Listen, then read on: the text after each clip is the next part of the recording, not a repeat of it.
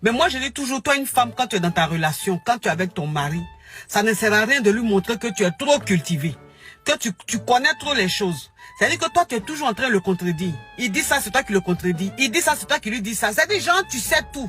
Non. Un homme, quand c'est comme ça, là, ça le frustre. Garçon n'aime pas ça. C'est-à-dire que toi, une femme, quel que soit ton niveau intellectuel, parfois, là, laisse ton homme te dire des choses, et puis tu fais genre, c'est lui, il t'apprend ça. Faut pas aller jouer les Socrates, hein, les Molières à chaque fois comme ça. Ça, là aussi, c'est fatigant. Parce que toi, une femme, si tu te comportes comme ça, là, tu vas rester célibataire toute ta vie. La bonne dame a fini de faire vidéo ça là pour vous expliquer comment vous devez vous comporter quand votre mari essaie de vous expliquer des choses et que vous devez vous taire. On a vu des diplômés en PhD ici venir parler ici. Que non, lui-même il n'a qu'à se cultiver, que non, lui-même là il n'a qu'à apprendre, que non, lui-même là c'est bon, on doit échanger. Donc quand il parle que le contredit, c'est bon, là il va apprendre. On t'a dit mariage là c'est école. Hein? Pourquoi quand on vous parle vous ne pouvez pas écouter même?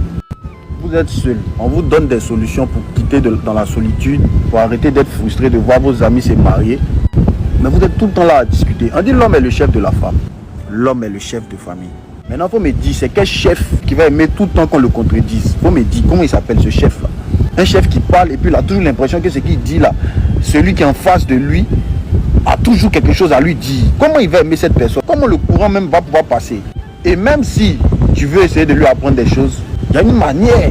Tu sais, les grandes études que tu as eu à faire, c'est bien, c'est très important. Ça peut te servir dans d'autres domaines de ta vie, mais pas à venir contredire ton mari, tu vois. Parce que c'est frustrant, c'est rabaissant. C'est un peu comme un professeur qui vient, il veut donner des cours. Et il y a toujours un élève qui est là pour lui montrer qu'il s'est trompé quelque part devant toute la classe.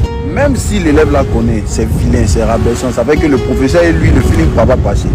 À moins qu'il trouve la bonne formule chaque fois pour le ramener vers, voilà, quand il veut se tromper. Tout en lui donnant son honneur de chef, de professeur, il va trouver la formule pour lui dire que là il s'est trompé. C'est de ça qu'on parle. On n'a pas dit de ne pas vous apprendre des choses, mais il y a des cadres, il y a des manières de faire. Et c'est aussi ça l'humilité.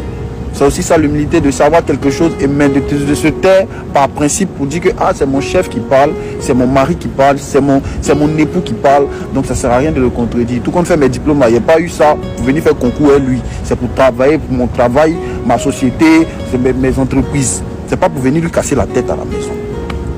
Donc vous parlez ça, vous discutez. Maintenant, si tu trouves que ça te fait mal parce qu'il n'est pas assez calé comme toi, bon, tu l'as marié pourquoi?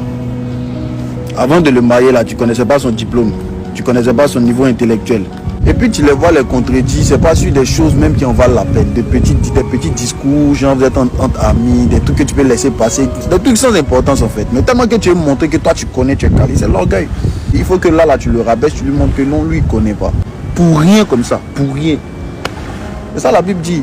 La femme sage bâtit sa maison. Il n'y a que l'insensé qui la renverse de ses propres mains. Celui qui n'a pas parlé, qu'est-ce que ça fait? Si tu ne parles pas là, ça fait quoi?